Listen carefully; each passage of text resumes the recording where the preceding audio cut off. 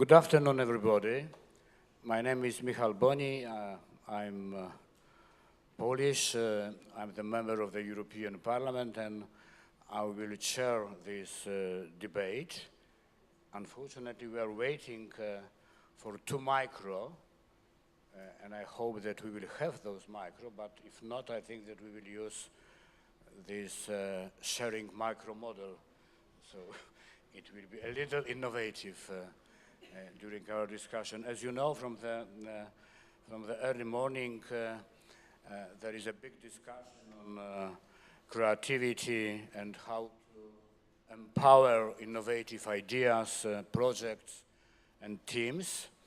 I think it's important to focus on some ideas and some challenges because, as you know, digital technologies are opening new possibilities in creative and innovative work. On the other hand, we know that we are not only talking about ideas, we need to talk about real possibilities, which means collaborative work, which means cooperation between individuals and creating the new models of teams. And the key question is how to use new technologies, different kinds of technologies, various new technologies to develop innovative creativity. And I think that today's debate will give us the possibility to take some answers for those questions, and also I think it will give to us the possibility to understand better and to be aware more and more that those new technological tools would be useless without the awareness how to apply them. So we should know what for they are. We have the fantastic team for the discussion. On my left side, there is Professor Samir Chatterjee from the University of Southern California. I'm not sure if I properly spell your name. Okay. We have also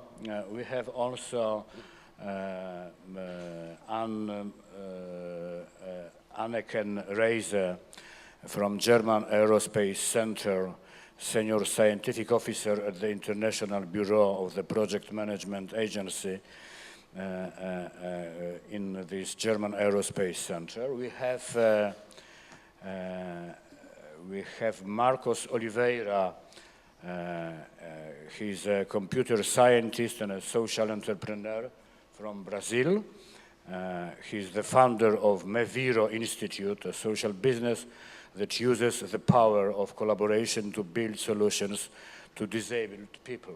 And we have Michał Jaworski, famous in Poland, I think, through many years, very involved in digital processes and digital challenges from Microsoft. He's a graduate of the Warsaw University of Technology, and he's associated with Microsoft since 1994. I think that at the very beginning it would be very important to all of us to ask you how to be innovative in the modern economy and its various areas, especially in your companies or fields of your activity and experience.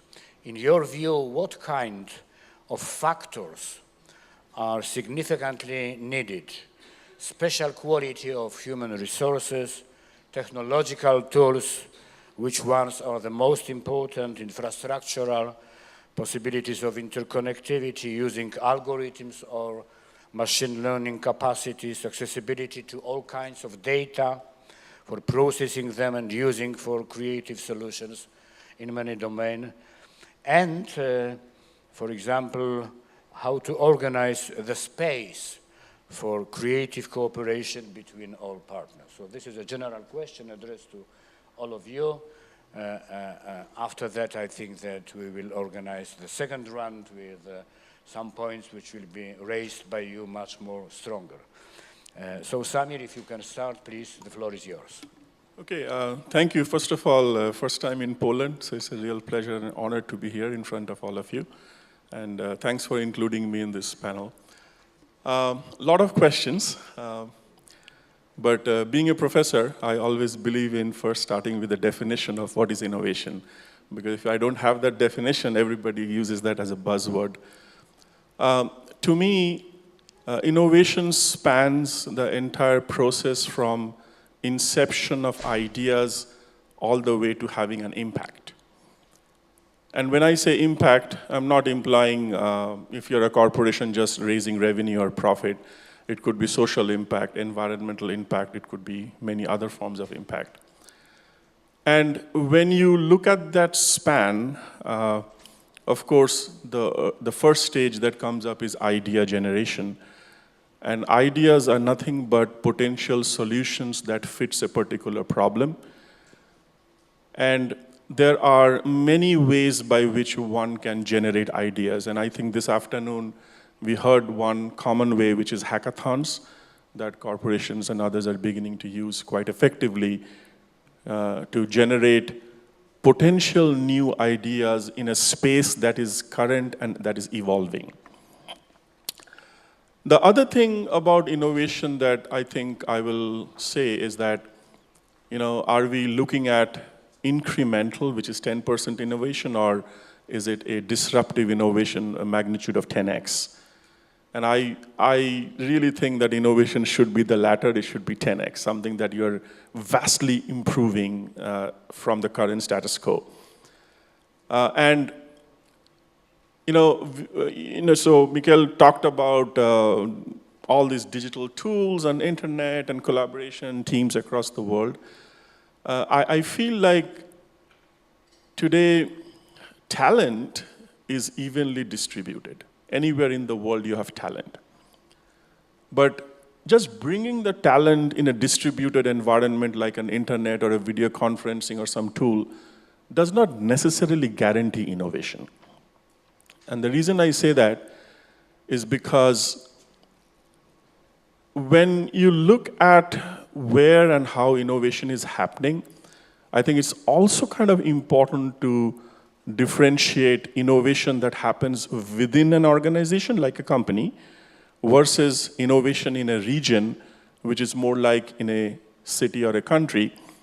And if you look at the latter, there's extensive research that shows that there are certain important stakeholders that have to come together to realize that innovation. So for example, there has to be the entrepreneur, the person who is willing to take the risk. There has to be risk capital involved, starting from all the way friends, family, and fools, to angels, to institutional investors, to private equity. A third very important part of this system is the university. That's where the latest research is happening. That's where the experimentation happens. And then, of course, there is governmental policy and corporations that all come together to form an innovation ecosystem. And there, we might think that successful innovation is happening everywhere, but that's not the case. There are a handful of clusters across the world where successful innovation is happening. And the reason it is successful there is because these elements have come together in a very cohesive way. Now, when you move over to inside a corporation, you will probably see that much of these elements of the ecosystem that I'm talking about is being facilitated within the company. The company itself is the investor. There are engineers and scientists who are given free time 1 day a week to think differently, to think out of the box. The company wants to push for new products, so there is a need. So many of those elements that are part of an innovative ecosystem belongs within the organization itself. So I would go back to say that while talent is pretty evenly distributed, you have talent everywhere, But to make successful innovation, certain ingredient factors becomes important. Now, going back to the question of human resource, I think what we have been doing at the University of Southern California, I'm fortunate enough to be part of a brand new experiment. It's called the Iovine and Young Academy.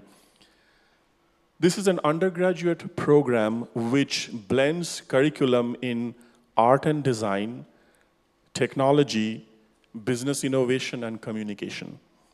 And we are really looking for a certain mindset of students that has these elements, and once they come into the program, they flourish and they grow. And the whole idea of our experiment, and we are 5 years into this, and I would not be saying this if we had not seen success. There are already about 10 startups. The biggest fundraiser so far has been like over $10 million. So we are seeing a lot of creative, innovative startup activities happening in the school. And one of the things that faculty do is really to enable these students, these mindsets, to become better problem solver, more like they are superior connecting the dots people. But they are necessarily not a deep dive expert on any of the dots. But they can see patterns, and they're able to bring those ideas together and execute. And in order to do that effectively, we have found the ability to rapidly visualize, like have a vision so that you can explain the plan of what your product or service or whatever you're trying to do. Now, that's an essential skill set. Communications is an essential skill set. You have to pitch in order to raise money if you want successful innovation. So we're trying to kind of give them these tools, and we are beginning to see that these students in particular, and they are recruited in an extremely intensive manner. So it kind of, I will go back and say that, to train the next generation of workforce through education to be creatives and innovators, there is a certain amount of balance in these different domains that one needs. And if you're too siloed, it may not be the appropriate avenue for you. So I'll stop there, and I'll pass it on to Anneke, if you have to share your comments. Please. Good afternoon. Actually, thank you very much, because you gave an introduction that I could have never given, because I'm from a totally different sector. We are a project management agency, so we are service providers. And this is actually, so for now, innovation. For us, innovation is creating innovative services, which is a very different picture. And right at this moment, we are participating in an international project funded by the European Commission, which is very interesting because it wants to add the international view to this innovation process. It wants to encourage you, all European stakeholders, to stretch out to the front-runner markets in innovation globally. And the European Commission has chosen China, Brazil, and the US for this initiative, which is called Enrich.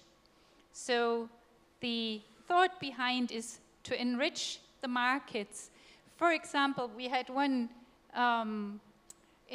one stand there was making from biological waste bioplastic. I don't know if you have come across on top floor. And just imagine they want to extend their market overseas. And Brazil is a tremendous, it's almost a continent, a tremendous country. And for example, just think of the sugarcane industry. They have a lot of waste. So we are there to facilitate these contacts. If somebody says, well, I would like to go to Brazil, but I don't speak the language. Marcos does, but I don't have the contacts. So how should I, who could I? And that needs courage as well to do this step, because failure is also very probably maybe if you don't know anybody. So that is the concept from the European Commission now, that we implement such a contact point in those countries where you can go and ask for support so that you can get contacts, you can get pitching sessions with investors as well to help you contact the funding agencies, because we are a very diverse team. We have 8 European partners from Portugal to Turkey, Hungary, Austria, and also for Brazilian partners. And they have, again, a vast network within. So we are still at the phase where we are trying out new services and trying to figure out also what kind of services the European stakeholders really need. So to then adapt our portfolio to those needs and help to connect. And for us, the main power in this is our human resources, our international network, because all the partners have different backgrounds and bring in their creativity and their different experiences, and all together we shape this project then to really serve the innovation process internationally. Thank you very much for this first round. And now, Marcos, please, your view. Yes, first of all, thank you for the invitation. It's an honor to be here by your side. I'll talk a little bit about my organization in Brazil because we work with innovation there, but we don't use that word too much there. We like to solve problems. Sometimes it's an innovative way, but sometimes don't. Because Brazil is a country that doesn't have too much people with high degrees. We have only 13% of population with high degree. We also have 15% of population unemployed. So, and we also have lots of poor people. So it's difficult to have access to technological innovation. So in my NGO, I'm a founder of an NGO in Brazil. We believe in the power of collaboration to build solutions to disabled people. And in practice, we put together disabled people and makers. So together, they can create a solution that will be used by the disabled person. And the disabled person, it's on the core of the process. He brings his problems, and with the help of the other participants of the workshops and the activities, they start to learn to build a solution. And at the end, the person receives that solution, that can be an innovative solution, and we share online, open source, the step by step, how to build it, so other people around the world can build that solution that was created in our activity. And sometimes our process is based on empathy. So sometimes we have people with high degrees, sometimes not. We have people that can even read there. So all of them will try to help that disabled person with the ability that they have. And at the end, this also can be innovative. This also can be innovation. So we in Brazil, we have a lot of people talking about innovation. Sometimes we heard lots of bullshit. We cannot say that that's true innovation. So for me, innovation is to solve a problem. And in Brazil, we have some different ways to solve our problems. We also don't have a good participation of the government in the Brazilian problems. So just an example, there is a guy that he lives in one of the poorest neighborhoods in São Paulo. It's a favela there, and he created a biodigester. So he produces methanol gas from organic trash, and today he's giving gas to a part of his neighborhood just with organic trash that he collects on the street. And now he is also empowering people from the Amazon to have their gas, because they have a lot of organic trash in the Amazon, just in the floor. So we are having a guy from a favela, slum, helping the Indians in the Amazon. It's not a high technician guy or the governmental. It's just a poor guy helping other I don't think the Indians, they are poor, they don't have money, but they have much more than we have. So yeah, that's my experience about innovation. It's Thank you. Michał, your perspective? Okay, my turn. Thanks a lot for the invitation. We are discussing what is the definition of the innovation. And I'm from business, and one day I need to use an anecdote. I was invited to be a lunch. Not for a lunch, but to be a lunch. And it was roughly 15 years ago, and it was the 2 days conference in the Warsaw School of Economy in Warsaw for all the people who are not from Poland and not from Warsaw. Most of the ministers of finance and chairmen of the National Bank of Poland are graduated from this university. And I was invited for the conference that was open source software as a future of the humanity. And of course I was from Microsoft, so I was the enemy of the humanity and enemy of the open source, so I was invited as a lunch. And it was a panel just like today, and there was 5 people representing different styles of open source, and I was alone. So you can imagine my situation. I could be only, I can die in the first minute, and that would be probably the best solution for me. And then I decided, okay, let's start and discuss in front of these people from this Warsaw School of Economy, what is innovation? And these people, they mostly will go to the business. Right now, they are probably in the business. And I said there is a big difference between invention and innovation.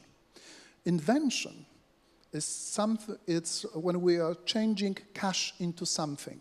This is the role of the universities, this is the role of the science, this is the role of the research. We are changing cash from European Union, from different funds, into something. This is invention. Innovation is when we are changing something into cash. This is very business. This is not what Marcos was saying. But if we think about the innovation as something, changing something into cash, changing something into business, then we know that innovation is not necessarily technology. It could be financial. It could be just organization. Think about the sharing cars or bikes in Warsaw. Where is the technology? There is no technology. There is only organization supported by technology. There is idea how to use technology to make some business working. So I'm limiting the word innovation to business only. And I love this title of this year, Sector 3.0, because what Marcos is doing, you are empowering people with technology to become creators, not innovators, creators. And this is something also highly important. Innovation, and there is a lot of the European governments are spending a lot of money, and a lot of the people are spending their private money, like VCs or whatever, on startups, on companies. If they start thinking that we ask these companies, these startups, to change something into cash, we are done. All other, it's empowering, is creation, is this. So if we think this way, it works. And technology, and I'm finishing, use technology as a service. We are thinking about this as a service, this as a service. Technology is enabler. Technology as a service. Just go and use it to make this energy from trash, to do a lot of the different services, etc., etc. This is enabler. This is not the ultimate goal. Thanks. Thank you very much for this first round, because I think we have different points of view. Some of them are much more focused on social impact. Also, it was raised very strongly that it is very important to bring people together when we want to create the ecosystem for innovation and for creation. I think that we need to understand this differentiation between company and the wider, broader ecosystem in which we are talking about clusters and in which we are talking about people and also cooperation with local authorities, for example, it's important. We need to remember also about how to finance those kinds of projects. In the European Union, we have some possibilities which Anneken presented, and if I can add something in the new perspective for the European budget from 2021 to 27, we will have 97 billion euros for research and innovation. The proposal done by the European Parliament is 120. We will discuss in the second part of the year, but this is completely new. And I think it's very important to understand how to use this money and what kind of partnerships, because also partnerships were mentioned by you when we are talking about clusters, hubs, when we are talking about those groups who as Marcos said, are trying to support people, work with disabled people based on empathy. This is very important when we are talking about some services which are addressed to the people, yes, to feel empathy, to build empathy. And as Michał said, we need to make a difference between invention and innovation. I think it's clear, and on the other hand, we need to remember that technology is only the tool. It could be an enabler, yes, but we need to focus on goals, objectives, and talented people. So if I can ask you in the second round, we have talked something about and expressed some issues addressed to innovation, but what does it mean in your opinion, empowering creators? What kind of tools, what kind of instruments are needed to empower in your society, yes? To find creators, to empower them, to give them the area for their creativity. Samir? Okay, so, I think that creators who are out there can benefit quite a bit if they're empowered with the right tools, the right methodologies.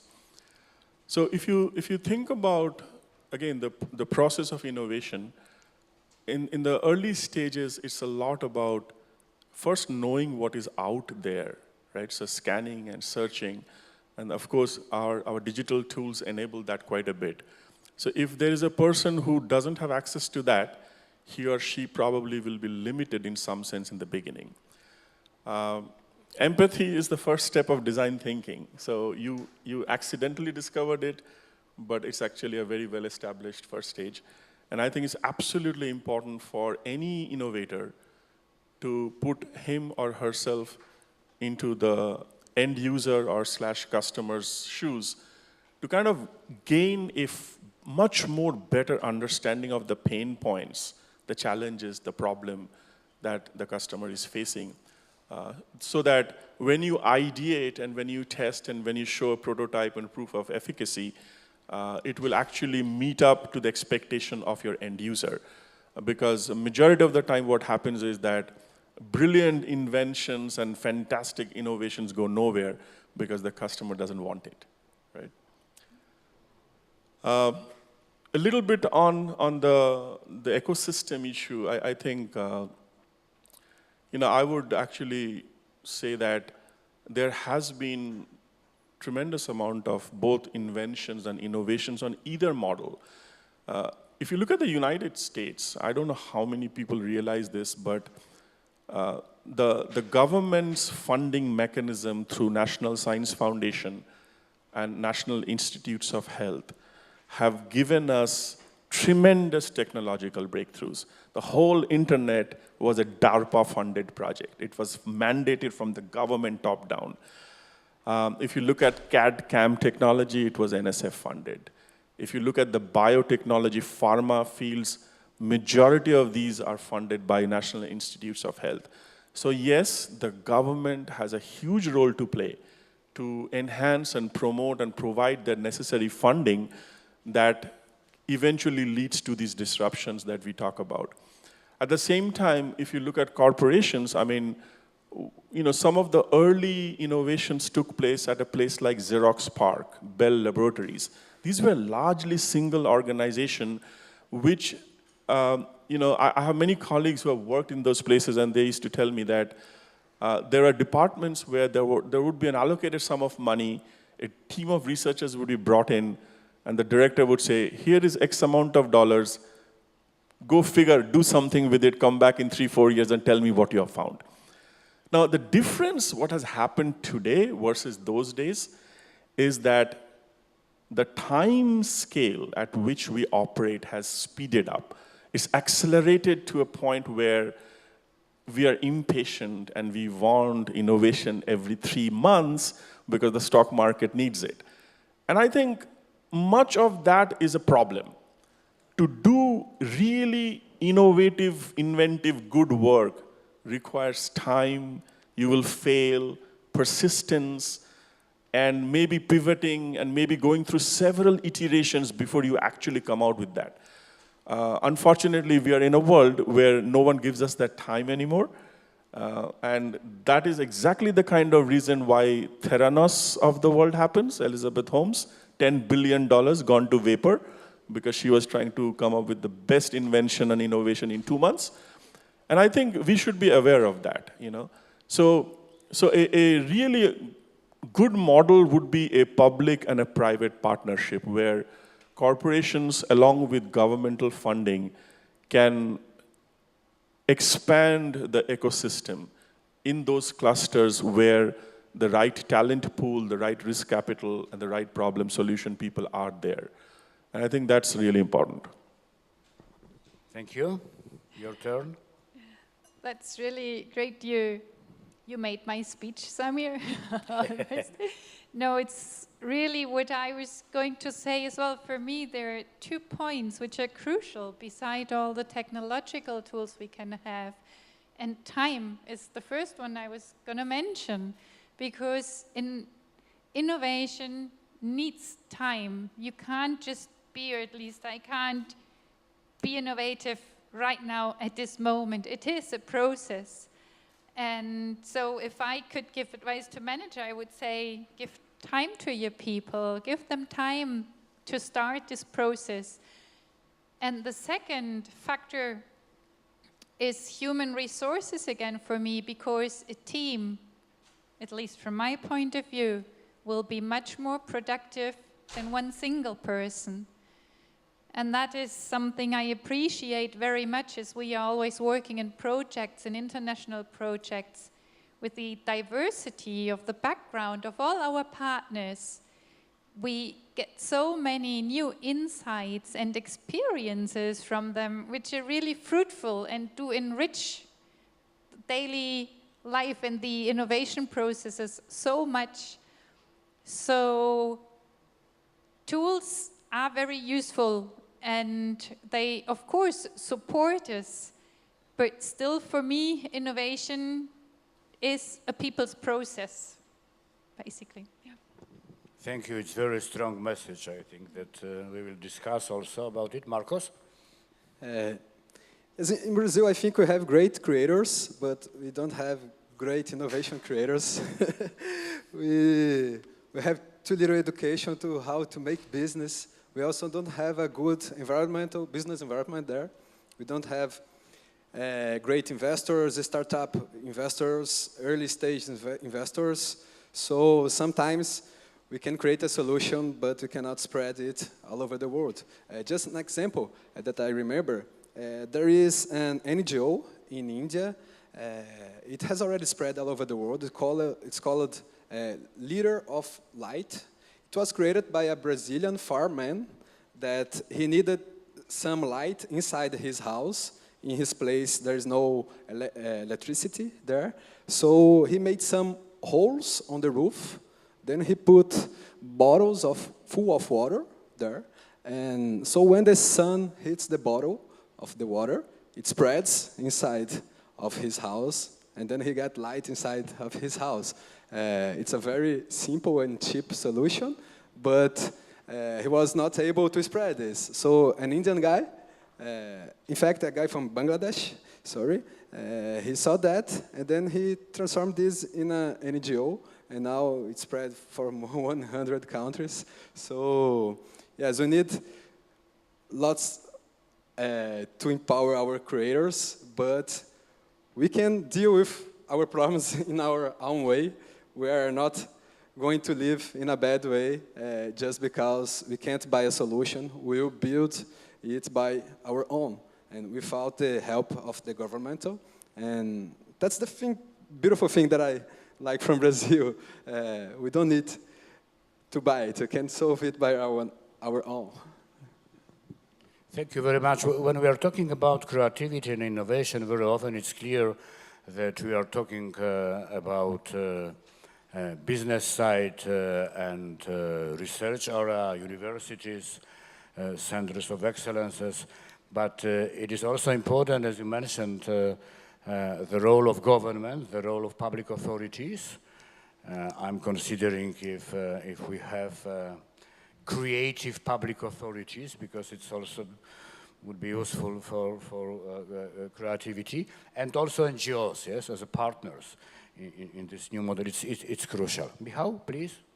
Okay, my comment to this discussion will be like this. First, I fully agree with Samir. The time has shortened. The life is going much faster than it was before. So if you even have a great idea and you don't turn it into the solution, into the innovation, and one more thing, now the competition, and we are living in a global world.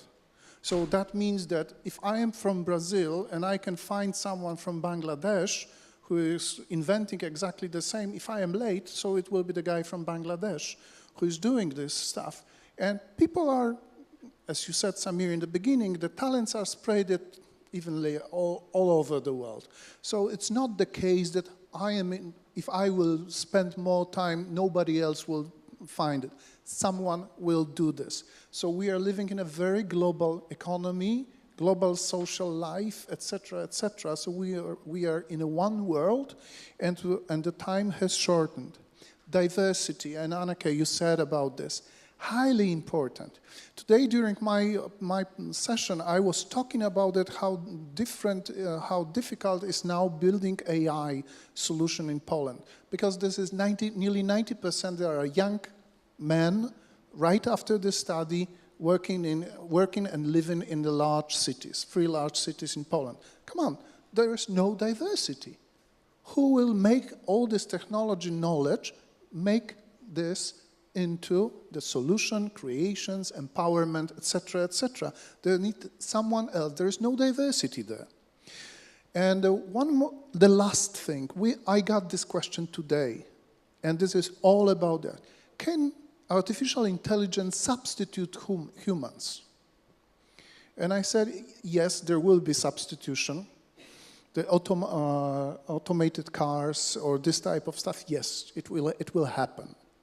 Or telemarketers, or this type of the jobs, there will be substitute forever by the machines. By the way, programmers as well.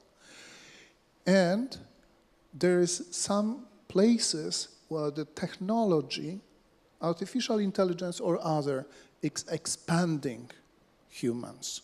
It's helping humans to be more creative, more empowered, and the creation is the one of the human abilities machine cannot copy, and will not copy in the short time. They will compute much faster. They will build models that are very, very good, much better sometimes than humans in recognition, in understanding, in I don't know, steering some processes, cars, whatever.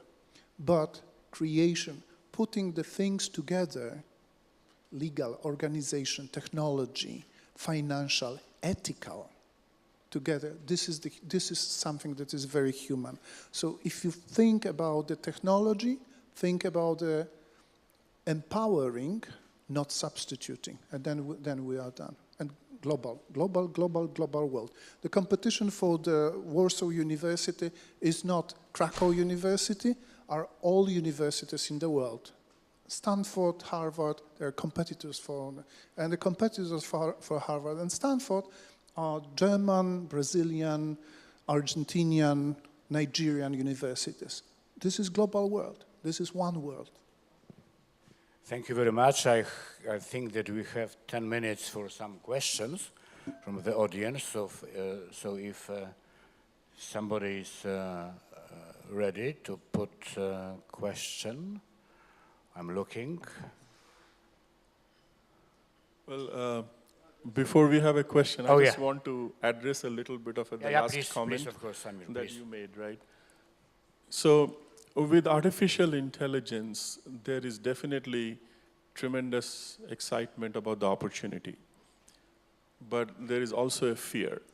And the fear is actually well justified because there are certain job sectors that will simply disappear.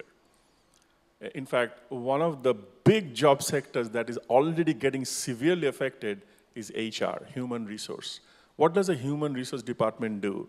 They recruit employees through resumes and make sure that there's a fit with the company. No need for humans anymore. It's completely done by machines and machine learning. There are sophisticated jobs, such as reading an X-ray to know whether this is a cancerous tumor. Machines are outperforming radiologists who have gone to medical school for 10 years. They're outperforming them. So there are different complexities of jobs that are slowly getting threatened. And I feel as a technology designer that the world should come together to establish certain protocols and policies and rules and ethics so that it's unfair to a lot of people whose jobs will get displaced, right? So we cannot slow down the pace probably, but we should probably take sincere effort not to go down an accelerated path, which is going to leave a lot of people jobless, and we are already seeing the uncertainty and the rise of so many different kind of isms that are happening around the world because people in various different countries are just unhappy. So I think I wanted to make that point that just a short comment. When I was graduated and I said I will go to the IT company, working for the IT company, and I'm from the doctor's family. My mother was a doctor, my grandmother was a doctor, etc. I said, what is IT? Can you find a better job? Come on, the real job, not this fancy stuff, IT. The technology is also creating jobs. So yes, we need to think about this, but also think about the new jobs and new ways of using technology. Yeah, time for questions. Yeah. I remember last year when we have discussed about artificial intelligence in many aspects, and this multidimensional understanding is very needed, of course, and we are discussing in the US, in the European Union, of course, about some issues. So probably at the end we will come back to this issue, but I think that the main topic of today's discussion is empowering creators, and I think that it means creators as humans, not machine learning, but okay, it will turn out at the end. But now questions, please. Hi. Further along those lines, there was a recent public broadcasting program, Cyberwork Dreams, that spoke to the decline in certain job segments. Is it strictly innovation to fill that gap, or is there a mechanism that we need to consider that will take workforces through these periods of declines in unemployment? Should we rely on free market, or should there be programs and mechanisms? Thank you very much. If we have another question, so we can collect the questions, and after that to give the floor to our colleagues. Okay, so I think that we will start with who is ready to. So I think Steve raises a very interesting point. So as AI disrupts job markets, what happens in the meantime? How do we deal with unemployment and other cases, right? So I think, it is now becoming accepted that whatever skill sets you have is becoming obsolete very soon, so you have to retrain and reskill into areas where there is potential jobs. So governments again can play a role by funding educational opportunities, maybe not college degrees, maybe vocational programs, so that people can learn 3D printing skills that they never had before, and 3D printers are growing, so there's a growing market for that. For example, I'm all excited about the automated cars and driving and Tesla and blah, blah, blah. But imagine if the 16-wheeler trucks that move things from East Coast to the West Coast and all across the world, if all that is automated, there are thousands of drivers who will lose their jobs. In the United States, it's 1.5 million people. Yeah. Accidentally, I know this number. Right? Yeah, and those people have to be somehow retrained and reskilled, but maybe it just might be that driving is the only skill they have learned so far. How do you deal with that transition? I don't think it's an easy problem. It's a massively challenging problem. But perhaps, at the community level, county level, state level, and federal level, it's really important to rethink how do we transition the workforce from what they do now to what potentially they might be doing in the interim and then into the future. But it's really challenging.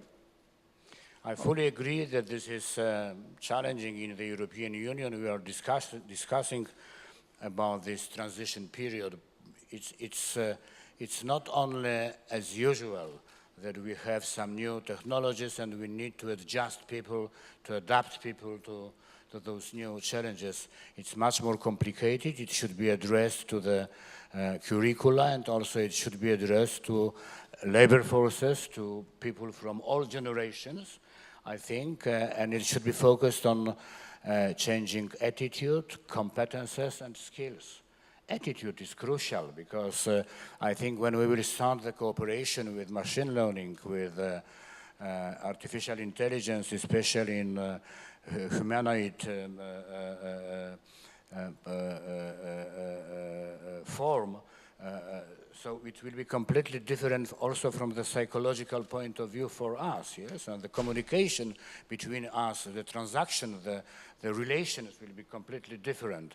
So this is a big challenge, I fully agree, and we need to look at those problems holistically, yes? And prepare some general solutions. It would be great to have those solutions at the global level, not only in the European Union or in the US. Michał? I will be on a very optimistic part, and I try to say why I'm very optimistic about this. First of all, it will not happen overnight. This is not the situation. This 16-wheel trucks will start one day, all the drivers are gone, okay? The artificial intelligence, in fact, is around us. It's today. It's in your smartphones, is in your computers, is in the software that you are using, in the way that you are getting some information, how the people are selling you things, how the people are serving you. And it's step by step. It's going fast. I don't want to say that it's going slow. It's going fast because the opportunities are very high. Where we will have the stop points will be very, very simple. Today, when we are thinking about the, let's say, machine learning or the artificial intelligence, we're often saying there are data scientists who are doing this. That's such a wonderful expression, data scientist. And just repeating Marcos, that's bullshit. Because tomorrow, every one of us will use this. And that means that every one of us, and we are not data scientists in general, will prepare the models, will prepare the data, will try to use the artificial intelligence. Sometimes we start laughing because about something stupid that artificial intelligence will do. For example, Jeff Bezos can come to the bank and they would say, no loan for you. You have no loan history, sorry. No matter you are the richest person in the world, no loan. Our system is saying no loan. Or sometimes it could be very difficult because these cars or these other devices that we will use will do something strange. We need to be very careful, especially when we think about the healthcare, when we think about any other type of care, how this artificial intelligence system can be supervised or work together with the doctor, just like Samir said. The models that are recognizing something on the medical documentation are better than doctors. But the final decision should be on the human side, not on the machine side. So I'm optimistic that gradually we will use it more and more and more. And we will be becoming familiar with this because it will surround us in an invisible way. We will find a lot of the new opportunities, and if we multiple opportunities, the technology, general technology, not only AI, but technology is bringing us, and multiple this by responsibility, and we need to teach people how to be responsible, this is the case, or we can win. Okay, coming back to empowering creators, your recommendations, how to make it, how to support it, how to develop it, how to use public money, how to use governments, how to create partnerships. What is your opinions and what is your recommendations? Samir, please. So to summarize, I'll say, to me, it's really important that the right stakeholders are in one place. And there is, of course, some risk capital and funding to help them do the trial and error. There will be failures along the way. It's a highly iterative process. You experiment, you evaluate, and find what is working, what is not working. And I think along that whole supply chain of process, enable them with the right tools, whatever appropriate right tools might be available, so that they can flourish. Thank you. You said you need the right people together in a place, right? And I would add one thing more, build up trustful relationships, because only when you trust your partners, you'll open up your mind and express your ideas, because if you wouldn't trust, you wouldn't share your ideas, right? So get together, trust each other, find the right partners to then start the process. And just a little side note, because you have been talking about all the automotive things. Yesterday here in Warsaw, I had my first ride in a Tesla car. It was really, really spooky because we were taken from here to the hotel, and in the middle of the way, the person changed to the autonomous function, hands off the steering wheel, feet away, and the car would just continue. And as you said, the important thing is that humans still have the overview of whatever. He said actually that the car, if he uses this autonomous function from time to time, would ask him to put back the hands on the steering wheel to assure that there's still a human in place for control. Thank you. Marcos? For me, in my mind, we already have almost all the technologies to solve the problems of the world, but we're still far away from that. So for me, to empower creators, we need to work more in collaboration. Because empathy does not appear while you are sitting on your sofa. You need to work together, you need to meet people, you need to know other realities. In Brazil, we also have all of those technologies, but still half of the population don't have enough money to live decently or in a good way. So for me, to empower people is to understand how to work together. Yes. Thank you. Michał? Okay, let's first divide between who is the innovator, these are the business guys, and who are the creators and people who are making empowerment on the other way. This is the first moment for you to decide who you are. The second is technology is a tool. Everything else, it's you. It's not us It's not the discussion how many processors, gigabytes, megahertz, whatever, 5G, 10G, whatever. This is only the tool. Come on, it's you. It's your creativity, it's your cooperation, it's your understanding where you are living and what people want from you and you can deliver. That's it. Thank you very much for this discussion. I think that it was very inspiring. If I can say very shortly, we need to remember thinking about empowering creators, about right stakeholders, and support them to be in a proper place and to work together. Secondly, we need to remember about right people, prepared people, be open for the people, and also give them the possibility to work together. Thirdly, using new technologies, I think that it is very important also not to discuss about technologies that we should slow down the processes of appearing of new technologies. There are some voices on this. I think that we need to be much more adaptable to new technologies and treat those new technologies as an opportunity, not only as a threat. Fourthly, remember about this differentiation between creator and innovator. And finally, it's for